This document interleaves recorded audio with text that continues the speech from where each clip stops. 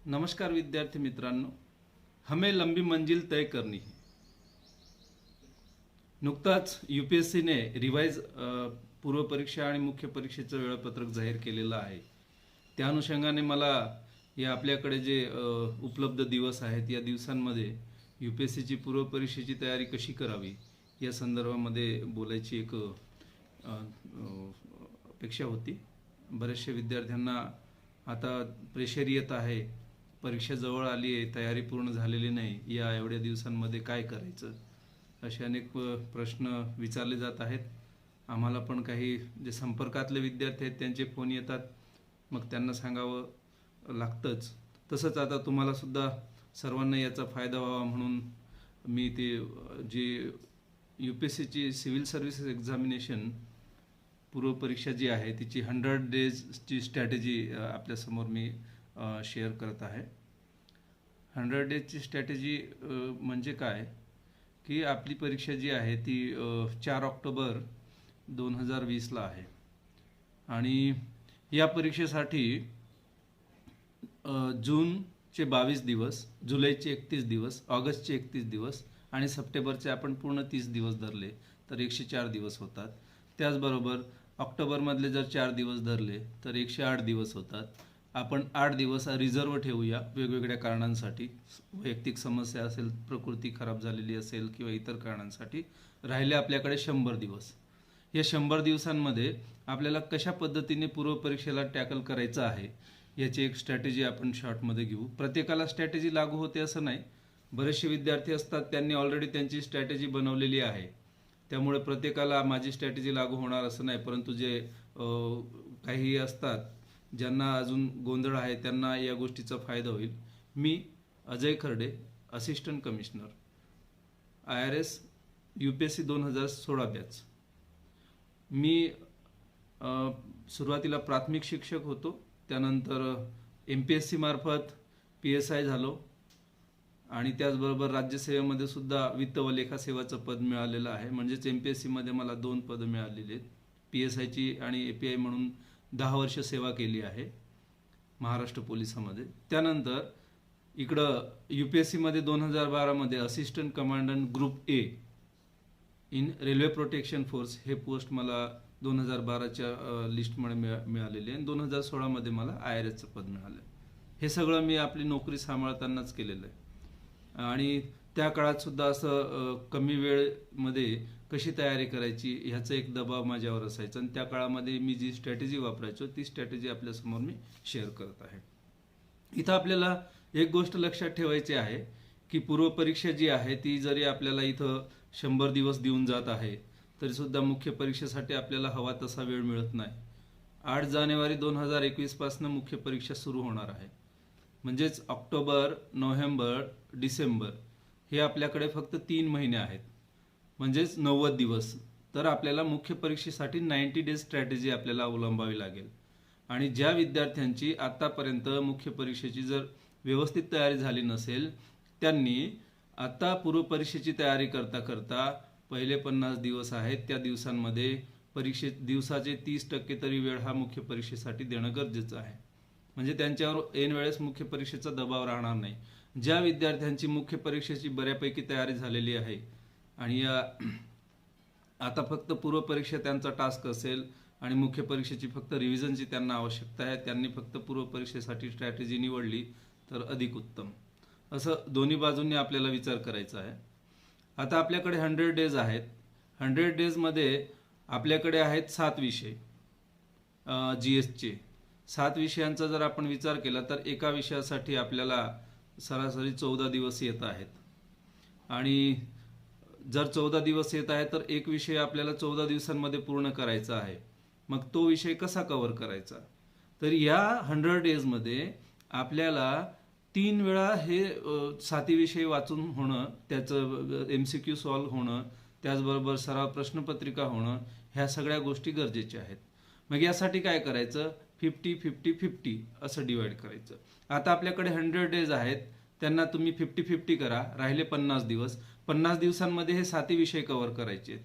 उरलेले पुढचे जे 50 दिवस आहेत हे 50 दिवसात 7 विषय पूर्ण झाल्यानंतर उरलेल्या 50 दिवसांना परत 50-50 डिवाइड करायचं, राहिले 25 दिवस, 25-25 आले तर त्या 25 मध्ये परत हे 7 विषय रिवाइज करायचे आहेत, म्हणजे फर्स्ट रिव्हिजन होईल.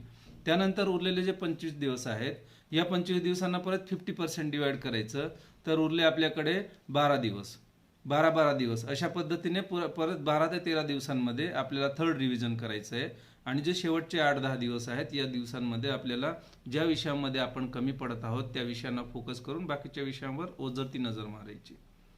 हे केव्हा शक्य होतं? ज्यावेळेस आपल्याकडे स्टडी मटेरियल स्ट्रॉंग असतं आणि आपलं फिक्स असतं की आपण याच्या बाहेर जाणार नाही. आता राहिला विषय करंट अफेअर वगैरे या काळामध्ये किती वाचायच्या, तर माझं असं मत आहे की UPSCची जी पूर्व परीक्षेची प्रश्नपत्रिका आहे ही जे परीक्षेची तारीख होती, मूळ तारीख, तिच्यावर आधारित फ्रेम झालेली आहे. त्यामुळे या काळातलं करंट अफेअर कदाचित कामाचं राहणार नाही, परंतु मुख्य परीक्षेच्या दृष्टीने आपल्याला ते करंट अफेअर सुद्धा बघणं गरजेचं आहे. तर आपण अशा पद्धतीने पहिल्या 50 दिवसांसाठी जर तयारी करायची ठरवलं तर आपल्याकडे जे 7 विषय आहेत, चालू घडामोडी, इतिहास, भूगोल, राज्यशास्त्र, अर्थशास्त्र, पर्यावरण आणि विज्ञान, तर ह्या 7 विषयांसाठी आपल्याकडे 7-7 दिवस येत आहेत. मग आपण अशी स्ट्रॅटेजी ठेवू शकतो की एका दिवसाला एक विषय घ्यायचा, असं मिळून 7 दिवसांना आपण हे 7 विषय करू शकतो. नाहीतर आपल्याला जर वाटलं की आपण एका दिवसाला एक विषय आपल्यासाठी कंटाळवाणा होतोय, तर एका दिवसाला 2 किंवा 3 विषय घ्यायचे. अशा पद्धतीने आठवड्यातनं प्रत्येक विषयाला 2-3 दिवस साधारण येतील, म्हणजेच एक बॅलन्स्ड आपल्याला अभ्यास करायचे. या काळामध्ये आपल्याला स्वतःला मेंटली पण बॅलन्स राहायचे आणि अभ्यास पण आपल्याला बॅलन्स करायचा आहे.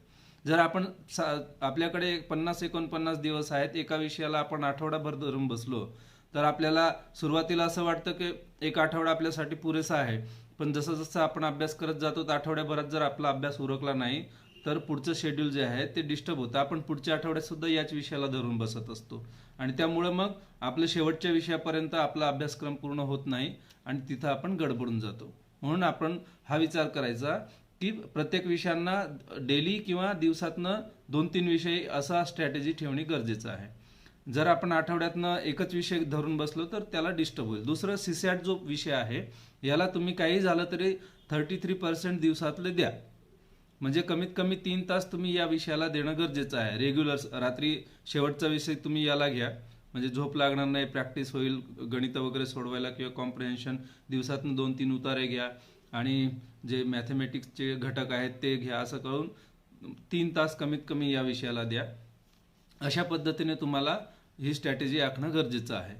आणि ही स्ट्रॅटेजी फॉलो करण्यासाठी तुम्ही 50 दिवसांचा आराखडा तयार केला, नंतर 25 दिवसांचा आराखडा तयार केला, नंतर 12 दिवसांचा आराखडा तयार केला, नंतर उरलेल्या 5-6 दिवसांचा आराखडा तयार केला. ह्या सर्व करताना तुम्हाला दिवसाचं जे एक आदर्श वेळापत्रक आहे ते पाळावं लागेल. प्रत्येक विद्यार्थी त्याला उपलब्ध असलेल्या वेळेचा कसा सदुपयोग करतो हे महत्त्वाचं आहे. आणि त्याचबरोबर आपल्याला संपूर्ण दिवसभर एनर्जेटिक सुद्धा राहायचं आहे. ह्या दोन्ही गोष्टी लक्षात ठेवून आपल्याला दिवसाचं वेळापत्रक आखणं गरजेचं आहे. तुम्ही तुमच्या पद्धतीने वेळापत्रक आखत असाल. मी ज्यावेळेस तयारी करत होतो त्यावेळेस कसं वेळापत्रक असायचं ते मी तुम्हाला फक्त शेअर करणार आहे. याच्यामध्ये थोडंफार मॉडिफिकेशन तुमच्या परिस्थितीनुसार, वेळेनुसार, रिक्वायरमेंट, काही नाईट वॉचमन्स असतात किंवा नाईट रायडर्स असतात, रात्रभर ते अभ्यास करतात, त्यांच्यासाठी ते तसं नियोजन करू शकतात. परंतु जशी जशी परीक्षा जवळ येते तसं तसं आपल्याला दिवसा अभ्यास करणं आणि रात्री झोप घेणं गरजेचं असतं. किंवा आपण जर दिवसा झोपलो आणि रात्री अभ्यास सुरू केला तर ते परीक्षेच्या वेळेस आपल्याला त्याला थोडंसं त्रासदायक ठरतं. म्हणून परीक्षेच्या सरासरी 1 महिना आधी तरी आपण आपलं जे सवय आहे ती बदलून घेणं गरजेचं आहे आणि फक्त रात्री झोप घेणं आणि दिवसा अभ्यास करणं ही सवय ठेवणं गरजेचं आहे. तर वेळापत्रकामध्ये कमीत कमी 7 ते 8 तास झोप होणं गरजेचं आहे, हे लक्षात ठेवायचं. त्याचबरोबर कमीत कमी 10 तास अभ्यास होणं गरजेचं आहे, हे लक्षात ठेवायचं. ह्या 2 गोष्टी कसं बॅलन्स करायचं हे महत्वाचं आहे. आता 8 तास झोप घ्यायची आहे आणि 10 तास अभ्यास करायचे, हे 18 तास झाले. उरलेले जे आपल्याकडे 6 तास आहेत, हे 6 तास तुम्हाला इतर कामांसाठी वापरायचे. मग आंघोळ पाणी असेल, व्यायाम असेल, जेवण असेल, ब्रेकफास्ट असेल, विश्रांती असेल, या कामांसाठी ते 6 तास. तुम्ही घड्याळी 10 तास बसणं आता कंपल्सरी करून घ्या. जर या पद्धतीने तुम्ही नियोजन केलं तर तुमचा वेळेचं युटिलायझेशन प्रॉपर होईल. जर तुम्ही 6 वाजता सकाळी उठत असाल, 6 ते 6:30 पर्यंत फ्रेश होऊन योगासन किंवा व्यायाम, वॉकिंग काहीतरी किमान अर्धा तास करा. त्यानंतर आंघोळ पाणी करा, चहा घ्या आणि 7 वाजता न चुकता पुस्तक धरून तुम्ही अभ्यासाच्या ठिकाणी बसले पाहिजेत. जर तुम्ही 7 वाजता अभ्यासाला बसले तर तुम्ही 7 ते 9 पर्यंत 2 तासाचा पहिला स्लॉट करू शकतात. त्या 2 तासामध्ये तुम्ही जो तुम्हाला अवघड विषय आहे, ज्या विषयामध्ये तुम्ही अजून जसं पाहिजे तसं तयार नाही आहेत, त्या विषयाला तुम्ही सुरुवातीला हात घाला. त्यानंतर 9 ते 9:30 पर्यंत ब्रेकफास्ट आणि चहा घ्या.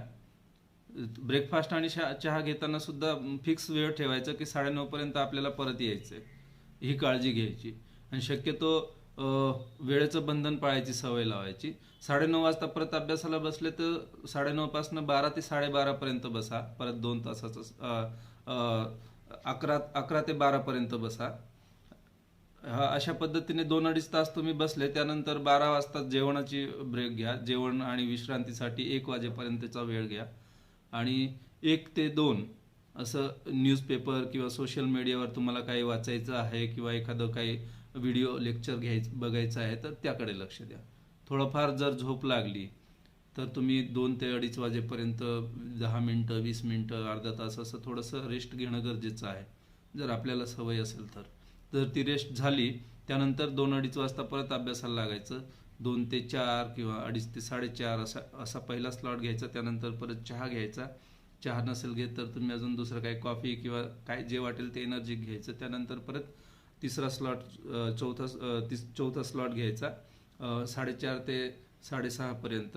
आणि त्यानंतर अर्धा पाऊण तास थोडंसं विश्रांती, वॉकिंग, काहीतरी बॉडीला सपोर्टिव्ह ॲक्टिव्हिटी करून मग रात्रीचं जेवण 8 वाजेपर्यंत उरकायचं आणि 8 वाजेपासून 11 वाजेपर्यंत CSATचा अभ्यास करायचा.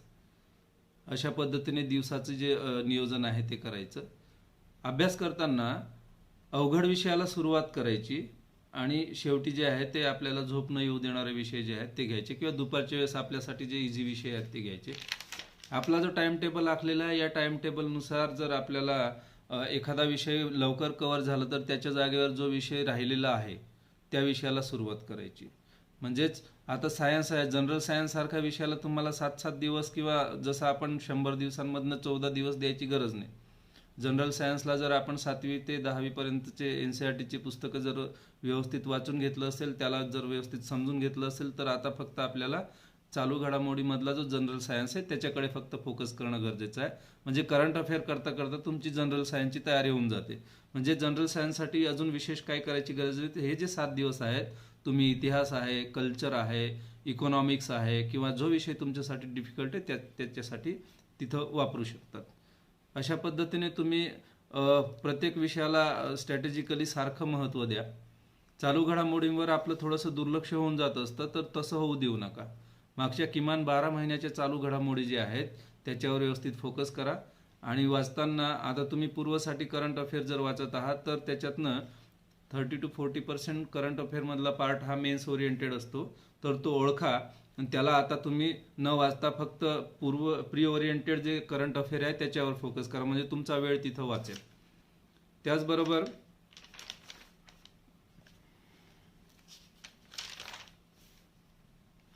दुसरं जी लॉट आहे आपल्याकडे 25 दिवसाचा, हे 50 दिवस काही झालं तरी आपल्याला संपूर्ण अभ्यासक्रम कव्हर करायचा आहे. यासाठी तुम्ही स्टँडर्ड बुक्स यूज करा आणि एक विषयासाठी 1 किंवा 2च पुस्तकं यूज करा. आणि एक घटक एका पुस्तकात जर आपण बघून घेतला असेल, वाचून घेतला असेल तर तो सेम घटक दुसऱ्या पुस्तकात किंवा कुठंतरी नोट्समध्ये बघत बसायची नाही. तिथं फक्त स्कॅन करायचं. या पुस्तकामध्ये समाविष्ट नसलेला फक्त एखादा पार्ट असेल, एखादा मुद्दा असेल तो फक्त बघायचा आणि तो आपण जे मूळ पुस्तक वाचतोय त्याच्यामध्ये किंवा कुठंतरी नोट करून घ्यायची. अशा पद्धतीने एकच पुस्तक परिपूर्ण करायचा प्रयत्न करायचा किंवा दुसरं पुस्तक जे आपण पहिल्या पुस्तकामध्ये आपण अभ्यासलं नाही तेच बघायचं, बाकी गोष्टी बघत बसायच्या नाही. दुसऱ्या लॉटमध्ये आपल्याला MCQ आणि सराव प्रश्नपत्रिकावर भर द्यायचे. हे जे 25 दिवस आहेत या 25 दिवसांमध्ये एका दिवसाला एका विषयाची क्वेश्चन पेपर सॉल्व्ह करायची आणि त्या आपलं एका दिवसाला पूर्ण क्वेश्चन पेपर सॉल्व्ह करायची, एका विषयाची नाही. पूर्ण क्वेश्चन पेपर सॉल्व्ह केल्यानंतर आपण ज्या विषयामध्ये कमी पडत आहोत त्या विषयावर आपण फोकस करायचा. दुसऱ्या दिवशी आपण जे एक विषय कुठलाही घ्यायचा त्याचा MCQ घ्यायचा. त्याचे कमीत कमी 500च्या आसपास मल्टिपल चॉईस क्वेश्चन जे आहेत ते करणं गरजेचं आहे. MCQ का करायचे? अभ्यास म्हणून MCQ नाही करायचे आपल्याला. म्हणून तुम्ही MCQ करताना एखाद्या प्रश्नाचं जर उत्तर आपल्याला बरोबर आलं नाही, चुकलं, तर आपण लगेच त्याचं डिगिंग सुरू करून देतो. हे उत्तर बरोबर का नाही, मग त्याचं पुढे काय असं करत करत आपण त्याचं विषयामध्ये जनरलायझेशनपेक्षा स्पेशलायझेशनमध्ये चालले जातो. तसं न करता तुम्ही बहुपर्यायी प्रश्न सोडवताना त्याचं उत्तर सापडलं, माहिती झालं की बस झालं. त्याच्या पुढे जास्त एक्स्ट्रा वाचत बसायचं गरज नाही. तुम्ही एकच लक्षात ठेवा, आता तुम्हाला एक्स्ट्रा काही वाचत बसायला वेळ राहणार नाही पुढचे जे 50 दिवस आहेत त्याच्यामध्ये. तर तुमच्याकडे जे अवेलेबल आहे ते वाचायचे. जे MCQ सॉल्व्ह केले त्याच्यामध्ये फक्त आपल्याला सिली मिस्टेक्स अवॉइड करायचे आहेत आणि क्वेश्चन कसे विचारले जातात हे पॅटर्न आपल्याला समजायचं आहे. आपण तर वाचून सगळं घेत असतो, आपल्याला सगळं येत असतं, परंतु प्रश्नाचं उत्तर सोडवताना आपण चुकून जात असतो. तर तसं व्हायला नको म्हणून आपल्याला MCQ सोडवताना फक्त सराव करायचा आहे. सिली मिस्टेक अवॉइड करायचे आहेत, प्रश्न समजून घ्यायचे आहेत, इलिमिनेशन सिस्टम यूज करायची. जे उत्तर नाही ते काढून उरलेलं जे आहे त्याच्या 2 पर्याय किंवा 3 पर्याय असतील त्याच्यापैकी अचूक उत्तरापर्यंत पोहोचायची जी सवय आहे ती आपल्याला लावणं गरजेचं आहे. अशा पद्धतीने MCQचा सराव करा आणि त्या 25 दिवसांमध्ये वाचन, विषय वाईज MCQ आणि सराव प्रश्नपत्रिका या सगळ्या गोष्टी चालू द्यायच्या. त्याचबरोबर सायमल्टेनियसली CSAT जो आहे त्या विषयाचं सुद्धा क्वेश्चन पेपर जे आहेत कमीत कमी 3 ते 4 क्वेश्चन पेपर सॉल्व्ह करणं गरजेचं आहे. म्हणजे तुमचा एखाद्याला वाटतं की आपण त्या विषयामध्ये ओके आहोत आणि ज्यावेळेस आपण पेपर सोडवतो अचानक काहीतरी गुगली पडल्यासारखं होऊन जातं आणि आपण जे रिक्वायर्ड 27-28 प्रश्न आहेत ते सुद्धा बरोबर काढत नाही आणि आपण इकडे GS मध्ये खूप चांगल्या पद्धतीने आपलं मेरिट येऊन जातं आणि CSAT आपण क्वालिफाय होत नाही, म्हणून आपलं नुकसान होऊन जातं. म्हणून CSATला सुद्धा लाईटली घेऊ नका. तुम्हाला कितीही चांगलं त्याच्यामध्ये हातखंडा असला तरी सुद्धा सराव महत्त्वाचा आहे. म्हणून त्याचा सराव जो आहे ते कमीत कमी क्वेश्चन पेपर वाचणं किंवा 1-2 क्वेश्चन सोडवत राहणं असं डेली त्याला करत राहणं गरजेचं आहे. अशा पद्धतीने मग शेवटचे जे 10-12 दिवस आहेत याच्यामध्ये फक्त तुम्ही स्कॅनिंग करत राहा, MCQ वाचत राहा, तुम्ही काढलेल्या नोट्स वाचत राहा, तुमचं जे पुस्तक आहे त्याचं अवलोकन करत राहा. अशा पद्धतीने तुम्ही ते शेवटचे दिवस घालवायचे आणि ज्यावेळेस 2 ते 3 दिवस बाकी आहेत परीक्षेला, म्हणजे तुम्ही आता 4 ऑक्टोबरला परीक्षा देणार आहे तर 1 ऑक्टोबरला तुम्ही स्वतःला घोषित करून टाका, अनाऊन्स करा की माझा अभ्यास पूर्ण झालेला आहे. म्हणजे तुमचं जी मेंटल आहे, तुमच्या ब्रेन जे आहे त्याला हे कळणं गरजेचं आहे. मेंटली तुम्ही प्रिपेअर होणं गरजेचं आहे की तुमचा अभ्यास झालेला आहे. जोपर्यंत तुम्ही स्वतः मेंटली प्रिपेअर होत नाही, तुमचा अभ्यास झालेला आहे, तोपर्यंत तुम्ही अभ्यास करत राहणार. तुम्हाला वाटेल हे राहून गेलं ते राहून गेलं आणि शेवटच्या काळामध्ये असे भरपूर नोट्स, नवीन मटेरियल मार्केटमध्ये येत असतं जे आपण ऑलरेडी रिवाईज करून ठेवलेले, वाचून ठेवलेलं तेच वेगळ्या पद्धतीने कंपाईल करून येत असतं. म्हणून लगेच त्याच्या मागे लागायचं नाही. तुम्ही जे तुमच्याकडे आहे अवेलेबल ते जर व्यवस्थित केलेलं असेल तर नवीन आलेल्या मटेरियलकडे लक्ष न देता जर तुमच्याकडे ते मटेरियल आलं असेल तर फक्त एकदा बघून घ्यायचं, त्याची अनुक्रमाणिका बनवून घ्यायची, 2-4 पानं चाळून बघायची किंवा पूर्ण पानं जरी तुम्ही अवलोकन करून घेतलं तरी तुम्हाला लक्षात येईल की हे आपण ऑलरेडी वाचून ठेवलेलं आहे, नवीन वाचायची गरज नाही. तुम्हाला वाटतं की हे खरोखर वाचणं गरजेचं आहे, नवीन आहे, हे आपल्या एवढ्या पूर्ण अभ्यासाच्या प्रक्रियेमधनं कुठं सुटलं नाही, तरच तुम्ही त्याकडे लक्ष द्या. अशा पद्धतीने तुम्ही जर ही स्ट्रॅटेजी जर केली, म्हणजेच आपण 100 दिवसांची जी स्ट्रॅटेजी आहे 15, 25, 12, 8 अशा पद्धतीने करत आहोत. त्याचबरोबर विषय वाईज जी स्ट्रॅटेजी आहे, एका विषयाला सुरुवातीला 7 दिवस द्यायचे, दुसऱ्या टप्प्यामध्ये 4 दिवस येतील, तिसऱ्या टप्प्यामध्ये 3 दिवस येतील. अशा पद्धतीने जर आपण व्यवस्थित नियोजन केलं आणि अभ्यास केला, बॅलन्स राहिलो, तर आपल्याला ही जी सिव्हिल सर्व्हिसेस प्री आहे, कोणी बिगनर असो किंवा एक बऱ्यापैकी आता नव्याने सुरुवात करण्यासारखा जरी असला तरी सुद्धा त्याला सुद्धा याच्यामध्ये चांगल्या पद्धतीने या परीक्षेवर आपल्याला यश मिळवता येईल या परीक्षेमध्ये. तरी आपल्या सर्वांना शुभेच्छा आहेत. थँक्यू.